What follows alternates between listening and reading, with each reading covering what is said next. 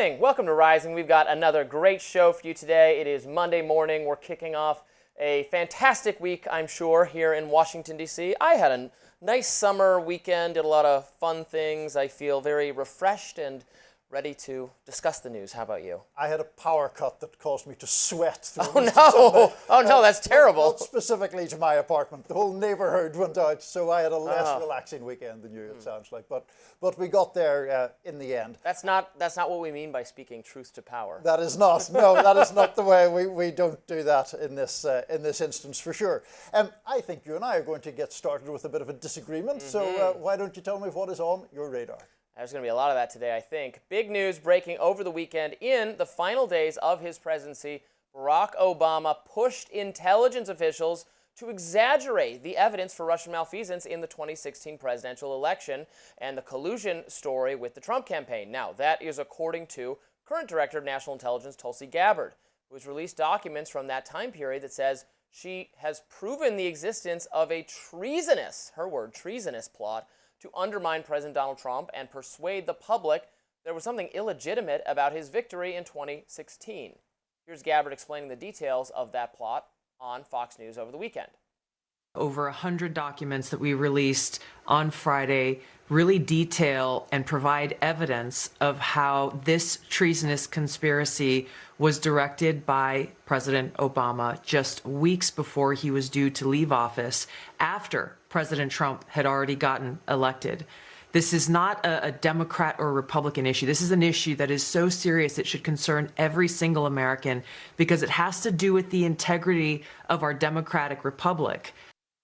Gabbard continues.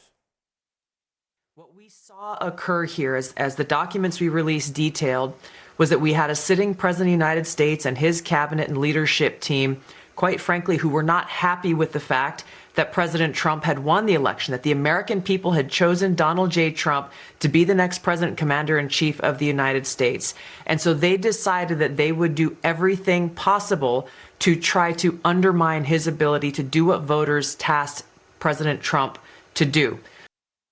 Now, Gabbard's key finding is this. In December of 2016, after Trump had won the presidential election, intelligence officials prepared an assessment that found that Russia did not have the capability to affect the outcome of the election, i.e., Russia could not hack the voting machines or have some power to actually change the result. That's important.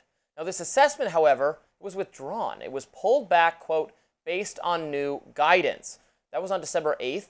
The very next day, according to the documents released by Gabbard, top intelligence officials, including James Comey, John Brennan, James Clapper, they all convened at the White House where President Obama himself apparently directed them to reach stronger conclusions about Russian election meddling. Now, if you're confused, here's a helpful summary from journalist Matt Taibbi. I'll just quote it directly. I can't say it any better than he did. In sum, just before Obama was to receive a briefing that contained no reference to significant Russian interference, the briefing was called off and a high-level meeting of White House security officials was convened, after which Obama himself tasked them with a new assessment that would lean toward a more aggressive conclusion. Although this new effort was to be directed by Clapper's office, the critical job of divining Russia's motives would be given to the CIA and Brennan. It's suspicious, again, this is according to Taibbi, that a presidential daily briefing was postponed to make way for what the ICA ordered at Obama's request. Fishier yet that the evidence that Putin intended to help Trump came from a classified annex containing Steele dossier materials, but the smoking gun is that these eventual conclusions leaked instantly, not 1 or 2 weeks after Obama ordered the ICA, but the same day before any group work could possibly have been done. End quote. Indeed.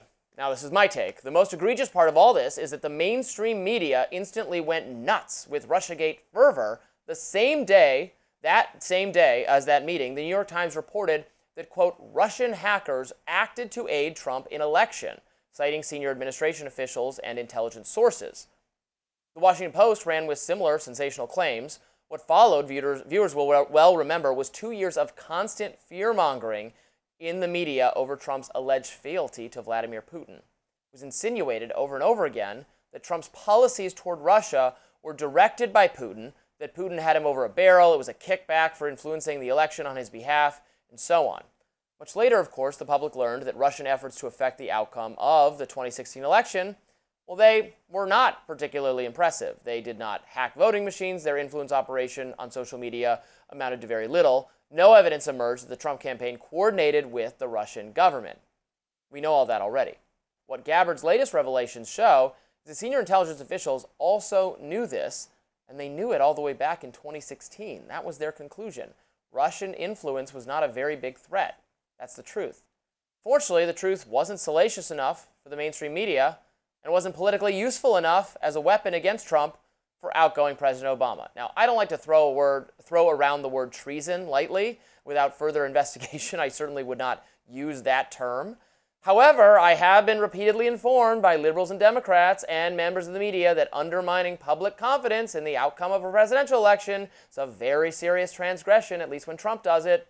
Will we now be treated to thunderous denunciation of Obama and his coterie of intelligence officials for encouraging the media to gleefully report that something just wasn't adding up when it came to Trump's 2016 win? I think I'll be holding my breath on that one. So I have to imagine, Niall, you don't think this is treasonous on the part of Obama, but what's your verdict? I do not. My verdict is that in all the time you and I have been doing this show, I think this is the radar I disagree with the most of any of them. Let me have it. Sometimes I agree with them in large part, but this one I just don't at all. I find the memo that Tulsi Gabbard released extraordinarily unimpressive. And the reason why is that she is conflating two separate points to create a sort of a fog of confusion. There are two separate questions here. One is, did Russia meddle with vote counting or election machines to change the outcome? Which we know is a no. Which we know is a no, has always been a no, was a no under Obama, is a no now. The second question is, did Russia meddle in the election with the intent of helping Trump? The answer is yes. The answer was yes under Obama. The answer was yes in terms of the social media stuff. So in the social media stuff and the DNC stuff regarding Hillary Clinton.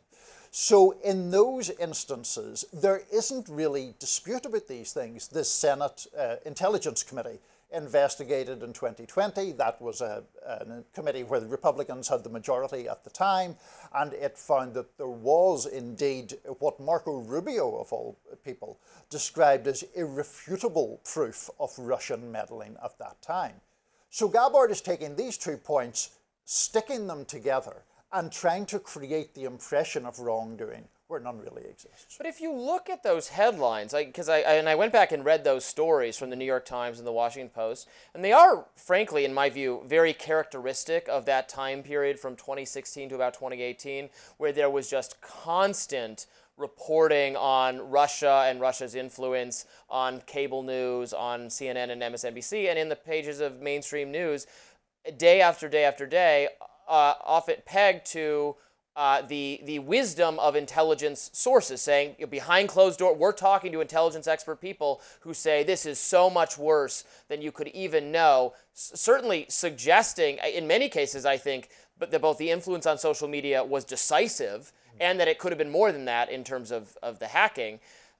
I guess I wouldn't necessarily put that on Obama the way it's being put on here, but that was a level of irresponsible reporting, to my case, that was indexed to what these intelligence officials were saying, and now we're finding out behind closed doors. It kind of reminds me of COVID, where behind closed doors they were like, yeah, there's nothing to see here, or it's not that much. But the issue of reporting and the headlines is an entirely separate issue from what then President Obama did. You can take issue with the use of the term hacking in headlines. Did it mean the DNC or did it mean voting machines? Maybe there was creative ambiguity or irresponsibility there, but Obama and the guys close to him didn't do anything wrong. Now we debate, you decide, let us know. The White House reportedly losing patience. Next up with Israeli Prime Minister Benjamin Netanyahu. Why administration officials say he's acting like a madman. That's up next. Apparently some in the White House are getting fed up with the allegedly out-of-control Israeli Prime Minister Benjamin Netanyahu. That is according to a recent Axios report, which quotes a White House official saying this: Bibi acted like a madman. He bombs everything all the time. This could undermine what Trump is trying to do. According to the report, 2 other U.S. officials added on, with one comparing Netanyahu to a child who just won't behave. Another who said, quote, "The feeling is that every day there is something new. What the bleep?"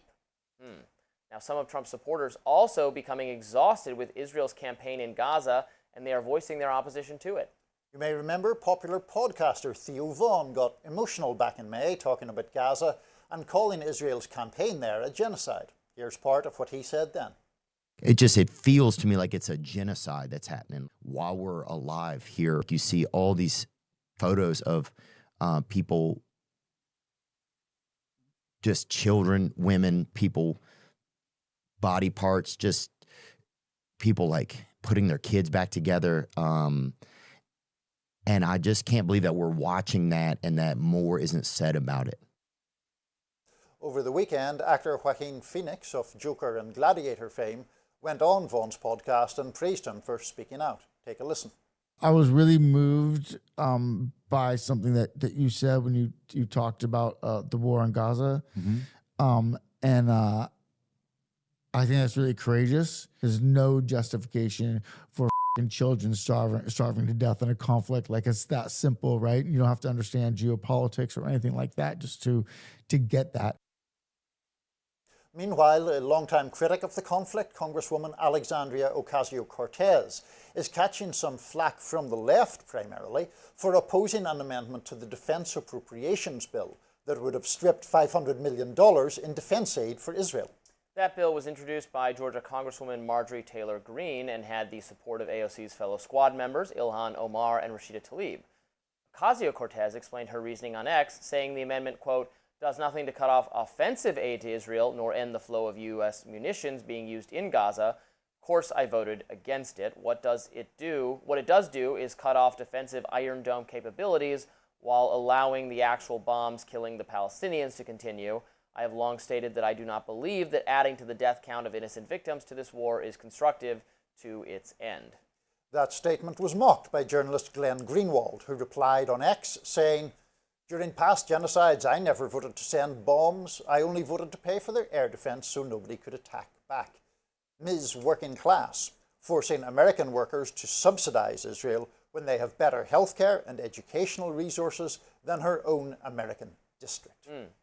Yeah, I think that's a very valid point. I kind of always want to be in the position of not being involved in what Israel is doing as just the starting position, that we have to spend so much on their defense. I would be, if they want to buy weapons from us, I have no problem with that. But there's no reason American taxpayers have to pay for their defense, particularly when then the Israeli government does not listen to the American government in terms of what its foreign policy is. I don't want to exercise control over their foreign policy, but I resent being dragged into the wars they're involved in and then forced to pay for them without any discussion or debate happening in terms of our own workings of our government. Our elected representatives are supposed to vote for a foreign policy that we can then hold them accountable for. We could vote them out of office. That's how it's supposed to work. And I am I am not at all pleased that whole process is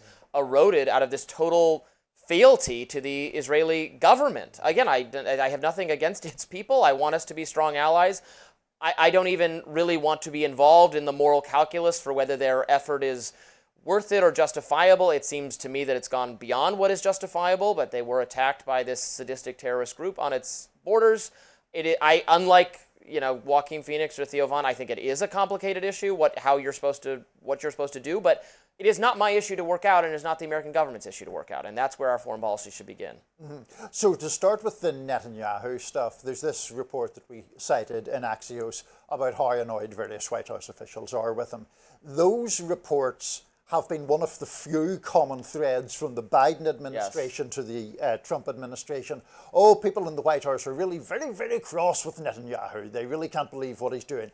And they never actually do anything about it. Biden paused one weapons shipment in the entirety of that time.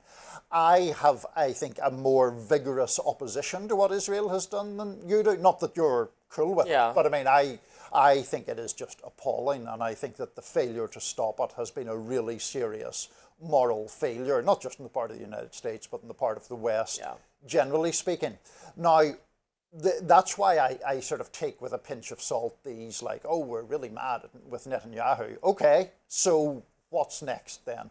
As far as AOC is concerned, I think that was a very disappointing vote on her part. Now, she has previously been criticised about, was she too slow to call it a genocide and all of that. I think that issue you can debate. But this is Marjorie Taylor Greene, to be fair, a woman who I agree with on almost nothing, right.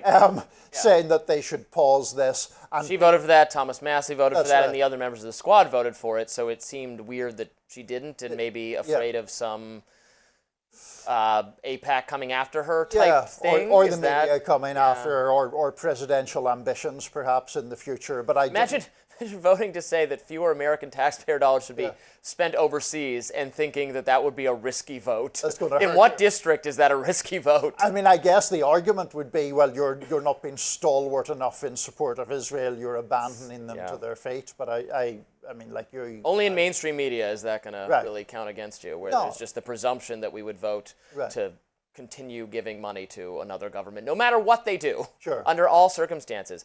It is frustrating that the frustration never leads anywhere, I guess, in terms of the foreign policy being different. Netanyahu is really good at this, of kind of, biding his time and getting the foreign policy back on track with what he wants. Biden, and then it, came to fruition at the very end of Biden, very beginning of Trump, the ceasefire deal, which he then kind of just discarded. Eventually, violated a little bit, then violated a lot, then totally ignored, and we tried to get that back on track. He dragged Trump. I mean, you can argue about how much is his, how much Trump really wanted to do it. The whole Iran thing seemed somewhat orchestrated by Netanyahu. He then tried to claim that the whole discussion the U.S. was having with Iran was a diversionary tactic, which I don't think was necessarily true, and I think was him trying to spin it and make the U.S. feel like, well, now they were obligated to be participate in it, which is all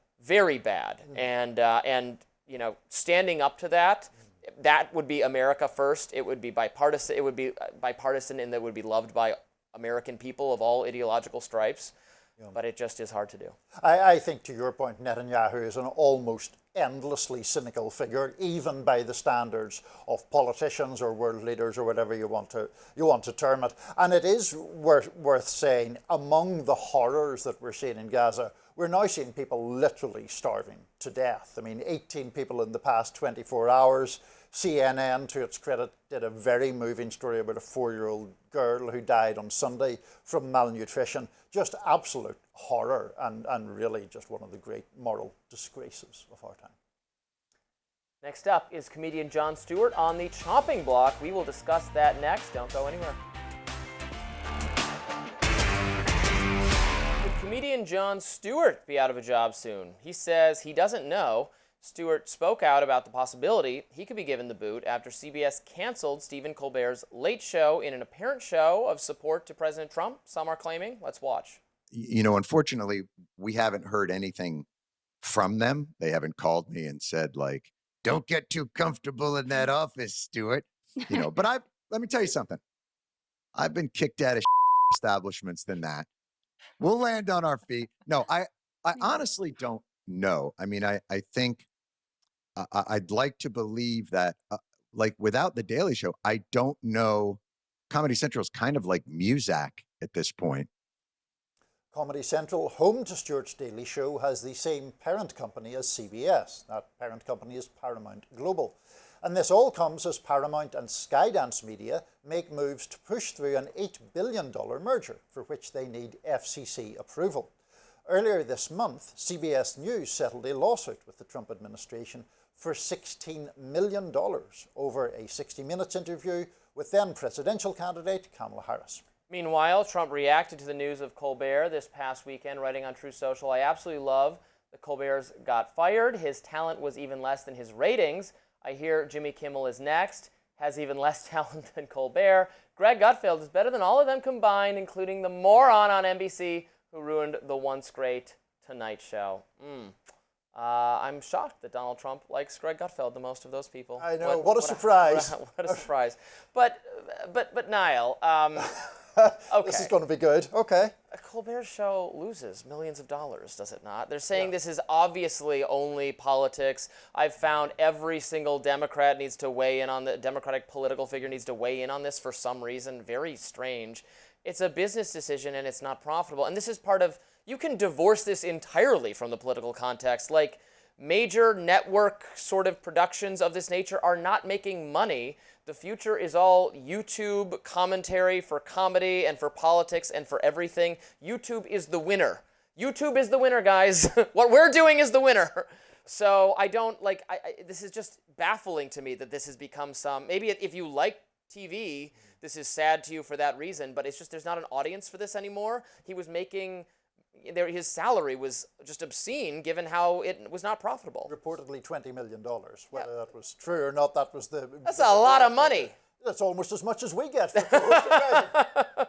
Yeah, that's like... Look, I mean, I think that it's... two things can be true at once, is my view on this. It is certainly true that those late-night shows have lost quite a lot of cultural salience. Even when I first came to the US 20 years ago, David Letterman v. Jay Leno, that was a thing, and that was something that had some sort of relevance. They no longer have that kind of appeal. But I think the reason why people are so suspicious of Paramount in this respect does go back to the Kamala Harris 60-minute suit, the paying of the $16 million. You and I have different opinions about that interview. I don't think there was anything remotely nefarious about the editing. I think it was completely routine editing. And therefore, Trump filed this suit to extort and intimidate Paramount and CBS by extension, knowing, of course, that he had leverage because of this merger that is being sought. They should never have settled that suit on its merits. They would easily have prevailed in court. And I think that backdrop is why people are suspicious of the ending of Colbert's show, which did come only 2 or 3 days after he had said on the show that the Paramount 60-minute settlement amounted to a big fat bribe. Well, I'm happy to change government policy so that the federal government, may have no say over the mergers of large companies. I am happy to make that policy change, and then we don't have to worry about this, whether some person with oversight will, in their interest, try to kill some deal because they don't like the company. We can just take that off the table. Always a fan of removing regulation and helping corporations on their merry way. I mean, we don't have time to discuss it more fully, but one of the reasons is I think you will introduce political considerations when you set that up. But Jon Stewart is, this is mean to say, he's just funnier to me and more engaging than Colbert is. Well, and a bit more unpredictable as well. Like, he does take shots at Democrats quite frequently. The only moment of Colbert's show I've watched in the last I don't know how long was when Jon Stewart was on it and talked to him about why he thought COVID did come out of a lab, which was a great moment. Next up, President Trump is suing the Wall Street Journal over their story about an alleged letter he sent to Jeffrey Epstein. You will not want to miss the discussion on this. President Trump, that enigma, is following through and suing media mogul Rupert Murdoch and the Wall Street Journal. The Journal wrote a story about a body letter Trump allegedly wrote to Epstein for his 50th birthday. Trump's team argues that the article, quote, falsely claimed that he authored, drew, and signed the card. The lawsuit reads, and given the timing of the defendant's article, which shows their malicious intent behind it, the overwhelming financial and reputational harm suffered by President Trump will continue to multiply. Trump is seeking at least $10 billion in damages. The alleged letter, according to the Journal, has a drawing of a naked woman on it and also Trump's signature on it. The Journal also says the letter has an imaginary dialogue between Trump and Epstein and reads, quote, happy birthday, and may every day be another wonderful secret. A spokesperson for Dow Jones, which owns the Journal, said in a statement, we have full confidence in the rigor and accuracy of our reporting and will vigorously defend against any lawsuit. Meanwhile, the New York Times published an article Saturday recapping the long friendship and subsequent falling out between Trump and Epstein. The article opens, in the swirl of money and suntanned women that was their Palm Beach and Manhattan set, Donald J. Trump and Jeffrey Epstein spent nearly 15 years mingling side by side as public friends. There were lavish dinners with bold-faced names at Mr. Epstein's mansion on the Upper East Side, and raucous parties with cheerleaders and models at Mr. Trump's private club and residence at Mar-a-Lago. in between. There were trips back and forth from Florida to New York on one of Mr. Epstein's private jets. The piece also recounts groping allegations against Trump and how one Epstein accuser said Trump eyed her lasciviously in Epstein's office. Trump has denied all the allegations and has never been accused of criminal wrongdoing in relation to the Epstein case. White House Press Secretary Caroline Leavitt told the Times that Trump had banned Epstein from Mar-a-Lago for being a creep, and, quote, "These stories are tired and pathetic attempts to distract from all the success of President Trump's administration." So this was big news that I haven't gotten to address yet on Rising. Maybe you discussed it on Friday with The Amber, or suit was it came after? out Friday Okay. evening, so we'd have done the show. But the story had come out. Yes. You discussed the story. Yes, yes. So, and Trump, if it is his contention that this is that this is a defamatory article, so like anyone else, you can, sue if a newspaper said that, you and I, Niall, were, I don't know, getting up to all sorts of shenanigans, and Sure. it was a lie, we could sue them. Sure. I read the story again several times to see if it is trying to use careful language. It does pretty much come out and say the letter is from Trump. It kind of has a little bit of careful wording and how... that says like the letter bearing his name. Right. Words to that they are effect. certainly, and I'm sure lawyers went over this thing with a fine-tooth comb. I don't have the story, I don't doubt necessarily that it is true. It could, of course, be false. Every now and then, some major media company does botch a story entirely and publish something that is wrong or defamatory. That happened to Rolling Stone magazine, for instance, years and years ago. That was my first claim to significance, is my role in that story. So it could be the case. I wish they had published the letter. I don't know why there was not a screenshot of the birthday card. I keep calling it a letter. It's a birthday card itself. That was kind of my only sour note. I know a lot of Trump world people are saying, that doesn't even sound like Trump. It sounds like him to me. Right, absolutely. So I that's my takeaway of it. Yeah. Whether, what it means in terms of Epstein is something else. Trump was already known to have a friendship with him. Right. He was already, that famous quote that has not aged well, of him saying Jeffrey Epstein loves women, he likes them even younger than I do, or something. Sure. That's not a direct quote. I'm not libeling Trump myself here. Younger side. Something like that is not a good quote. But Trump has never been accused of any wrongdoing himself connected to Epstein, and it, by all accounts, does seem to have cut ties with Epstein before and then certainly when it's coming out what he was involved in the later 2000s, he's done, and Trump did not resume an association with him at that point. So I don't know that it really changes anything, but of course might color how people feel about how Trump's unwillingness to release further files, or Pam Bondi's inability to deliver on the promises to MAGA world, now seems self-serving. Right. So on the Wall Street Journal part, it is true that none of us have seen the letter, so therefore there is some element of doubt. My working assumption is the Journal is accurate, because I just can't imagine a news organization of that size going forward with a story like that if they're not absolutely convinced of its veracity. Right. And we know that Trump called not only the Journal itself, but Rupert Murdoch, or contacted Murdoch in some way to try to dissuade them from running this story. So if you know the President of the United States is breathing down your neck, surely you're going to, lock down the story. That's my working assumption. If that proves wrong, it proves wrong. Now, in relation to the broader picture, the thing that perplexes me is a point that you raised. We know that Trump and Epstein were friends. That New York Magazine quote that we were talking about, where Trump also calls Epstein a terrific guy, was from the year before this. So there's nothing in relation to this birthday card. From the year before the birthday card. From the year before the birthday card, yeah. Right. So there's This is like 2003, 4, 2005, somewhere in there. Yeah, 2002 and 2003. So it's the Journal story and the birthday card from 2003 isn't shockingly different from what we already knew was the case in 2002. That in turn then leads me to think, is Trump's suing of the Journal and all the sort of hyperbolic language that goes with that part of an attempt to intimidate other media outlets from looking at this more closely, or from doing their own investigations? Because otherwise it doesn't seem to make any sense to me. And so even from a tactical point of view, setting aside the ethics of the previous friendship with Epstein and all that, I think that Trump, it seems to me, to be making an error here, because he is drawing more attention onto a story that is inherently at least troublesome for him for no real reason. He could have let the journal story pass, say that he cut off contact with Epstein 20 years ago and we would be we wouldn't be in an appreciably different situation. I agree. I think tactically, if this is a good example of the Streisand effect, the birthday card story is going to remain in the news for as long as it's being litigated as part of a lawsuit now.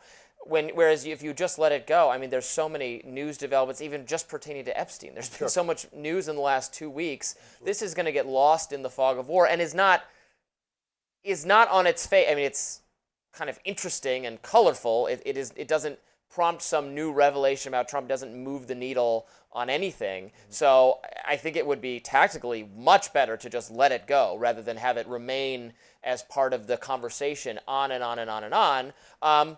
But I cannot completely discount the possibility that it's just false, or Trump thinks it's... Somebody could be genuinely mistaken. Trump could genuinely think he never wrote that even though he did, or the Wall Street Journal could be absolutely convinced it's accurate, and it's not. Right. These things do happen. I agree with you that with so many dollars at stake, they're probably all mutually pretty confident, but you can be pretty confident and still blow something. I can't discount that possibility entirely. And there could be some gray area, because there is a typewritten part of this letter to which Trump's signature is appended. So would he argue that he just signed a piece of paper? Is it perhaps just an auto pen, to use one of his favorite His secretary wrote it and called and said, "Oh, I did this thing for Epstein. Was that okay?" And he says yes, and he doesn't remember. Right, exactly. Because again, this was 20 years ago, more than 20 years ago. You don't necessarily remember all the birthday cards I wrote to my friends. So many of them. What, in the 7th grade or the 8th grade, where I described you don't remember them word for word? My enigmas. and your shared secrets. Next up, a former ABC reporter is doubling down on his bashing of White House staffer Stephen Miller. Stay with us. Former ABC reporter Terry Moran is doubling down on his strong critique of White House Deputy Chief of Staff Stephen Miller. The network decided not to renew Moran's contract amid controversy after he tweeted that Miller was, quote, richly endowed with the capacity for hatred and is, quote, a world-class hater. Moran is now responding to a resurfaced clip of a 17-year-old Miller joking about torture. Vice News published this video back in 2017, referencing the Iraq War. Miller says in the clip that the goal of any military conflict is for as many people as possible to survive. Miller then says that when it comes to Saddam Hussein and his henchmen, the US shouldn't kill them, but cut off their fingers. Here he is explaining his rationale. We respect life. Therefore, torture is the way to go. Because torture people can live. Torture is a celebration of life and human dignity. Former Obama speechwriter Jon Favreau responded to the clip on X, writing, Stephen Miller has been a sociopath for most of his life. Wild that ABC fired Terry Moran for simply stating that this person is a world-class hater. Moran then responded in turn to Favreau and wrote, I wrote it because it's true. Now, at the time that Vice published that video in 2017, then White House press secretary told the outlet, this was Sarah Huckabee Sanders, she said, this is clearly a sketch comedy routine performed by teenagers for teenagers as part of a video yearbook. This teenage skit does not reflect any policy position, past or present, held by Stephen Miller. It's another comical overreach by the media. I mean, there's a lot of different strands to this. First of all, the video itself, I assume, is kind of a joke. It's a pretty sort of bad taste joke, but it's not clear to me, is Miller simply just is he being challenged by his friends to defend the most ludicrous thing possible? And it's like, here, defend torture, and off he goes. Yeah, well, go ahead. So I don't think that is particularly, I don't, of the sins I would level against Stephen Miller, that wouldn't really make the list. Now, I do think he's a rather dark figure in various ways. He has a view of presidential power that I would imagine even a libertarian like yourself would have some fairly serious problems with, because he seems to think that if you win a presidential election, you can literally do anything. And he is very derisive about the power of the courts, very derisive of the power of Congress, and so on and so forth. In the first Trump term, he was one of the main drivers behind the Muslim ban, behind the family separations policy. So there's all sorts of valid reasons to dislike Stephen Miller. And then there's, of course, the separate issue of Terry Moran, who has now become a kind of commentator or a pundit, and I think is therefore, because he's independent now, at liberty to say what he really thinks. Whether you should have said what he said while you're an ABC News purportedly straight news reporter, I tend to think the answer to that is no, but he can say whatever he likes now. Yeah, I agree with most of that. I defended Terry Moran to some degree when he was fired. Now, while acknowledging he was a reporter and maybe that was too much weighing in of your personal opinion, I find this personal opinion, not personal opinion, straight news opinion kind of standards for mainstream media people now to be totally confused and pointless and should actually kind of just be discarded. So it was kind of silly. I also didn't think it was the most out there opinion to express, or that Stephen Miller is like thin-skinned. He's a combatant. He says edgy things too.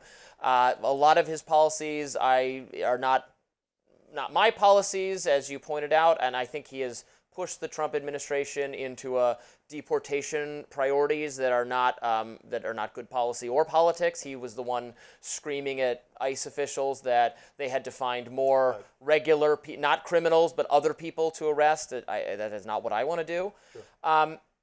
All that said, a out of context video of a 17-year-old saying edgy things, and to say that is somehow proves you were right about Stephen Miller is I think just stupid, and I thought we were mostly past that. 17, I checked, Stephen Miller's 3 years older than me. If you had recorded me in the immediate wake of 9/11 when I was in the 8th grade, I would have been swept up in the same patriotic fervor as most of the country and all of our policymakers, and certainly teenage boys.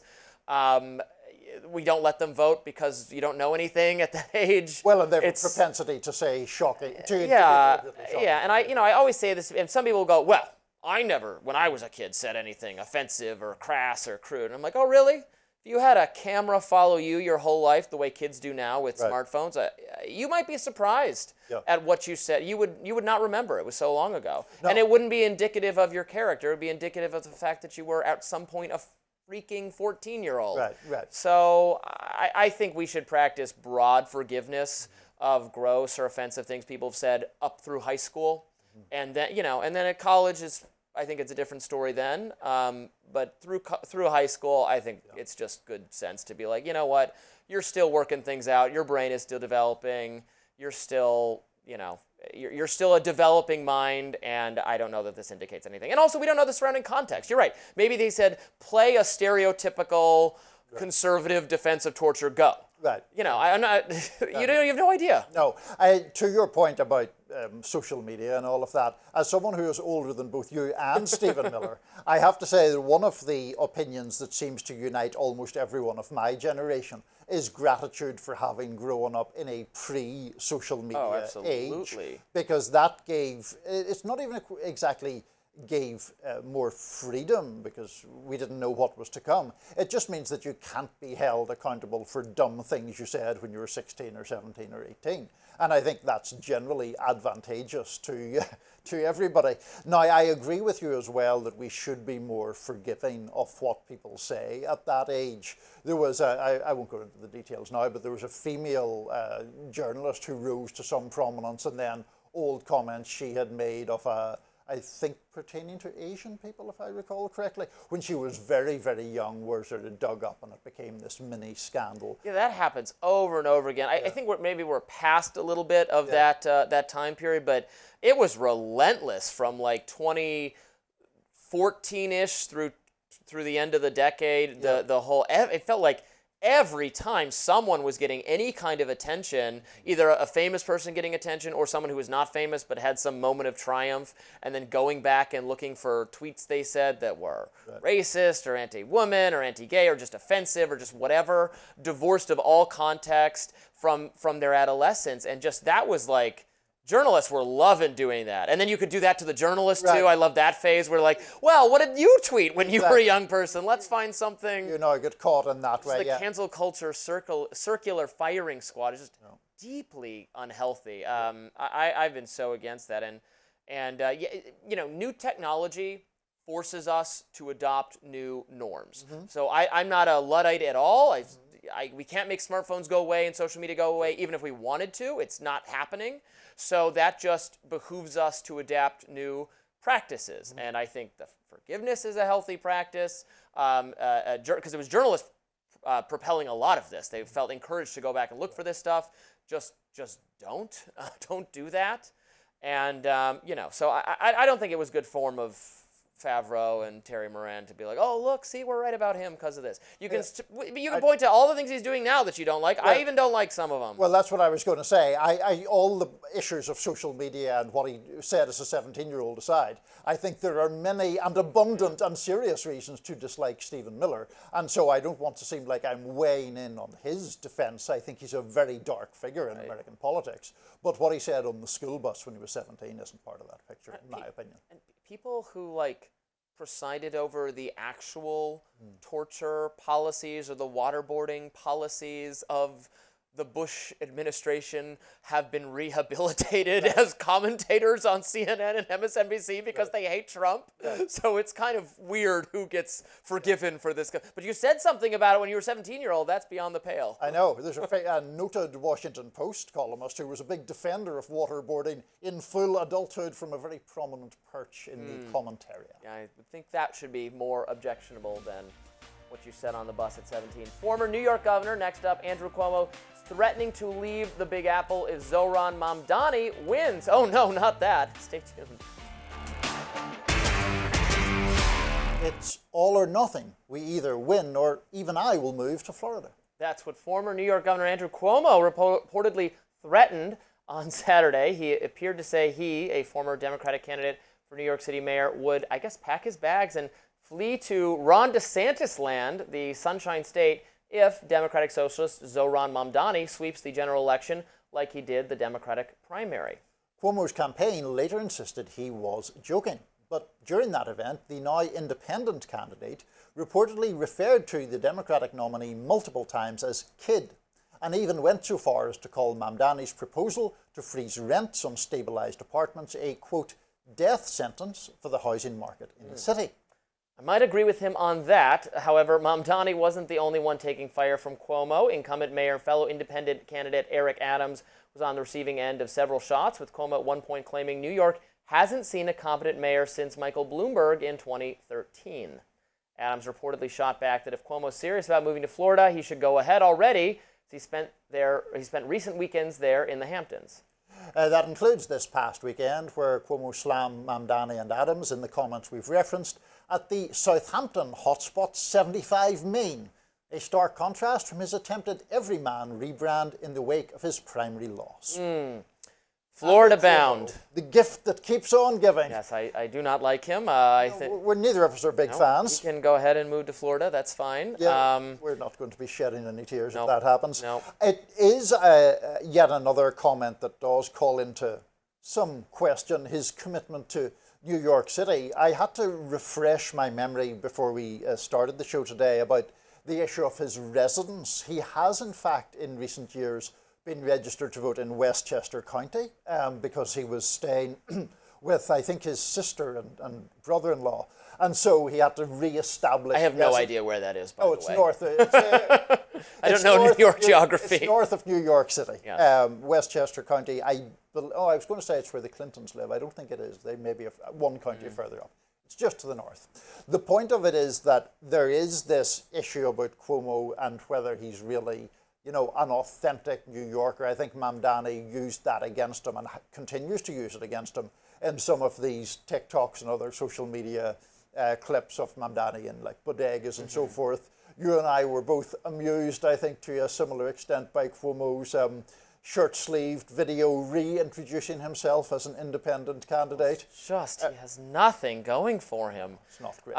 Now, it is looking like a maybe somewhat interesting four-way race now. Him, Mamdani, Adams, and Curtis Sliwa. Curtis is not getting out. Adams is not getting out. And Curtis he has is no not reason going to to be go the next out. mayor, I think we can say with some certainty. Probably not, but it's but I saw Curtis Lee on TV the other day saying, I have the highest favorability rating of any of these people, which for all I know is true. I've been very kind to Mamdani lately because I dislike Cuomo so much. But there was a great article by my friend Tim Carney at the Washington Examiner looking at the things Zohran Mamdani was tweeting in 2020. The headline, "No one 2020'd harder than Zohran Mamdani." He did everything for all I love these, so much defunding of the police that he wanted to do, which is kind of relevant given that he's going to be in charge of a city with a huge position. But it's just every tweet is like, queer liberation means defund the police. What is that? I don't know what that means exactly, but it's just activist slogan after activist slogan. Not 20 years ago, not 10 years ago, Look, but 5 years ago. I think voters in New York might consider whether someone who 5 years ago thought complete and total shutdown of funding to the police was going to be good for queer people. Of course, they're entitled to bring that up, but it's not the platform he's currently running on. No. And some of the economic proposals that he's running on are, in fact, popular. Free childcare being a central one. Free bus rides, the rent stabilisation is very popular, whether you like it or not, in a city where people feel that they are struggling with affordable housing. So I think Mamdani has a lot to recommend him, actually, and I think I would bet that he will win if the field stays as it is right now. I suspect he is going to win, and that will provide a lot of good content for our show and for other conservatives. Love having AOC around to beat up on. So I already saw someone talking about a AOC Mamdani ticket. He's not even won mayor yet. Can we take one thing at a time? That does it for us today on Rising Live. Look out for more exclusive YouTube content coming your way. Be sure to like, share, and subscribe to the Hills YouTube channel so you never miss any content. And for those of you who like to listen while on the go, we're now available anywhere you listen to podcasts. See you back here tomorrow.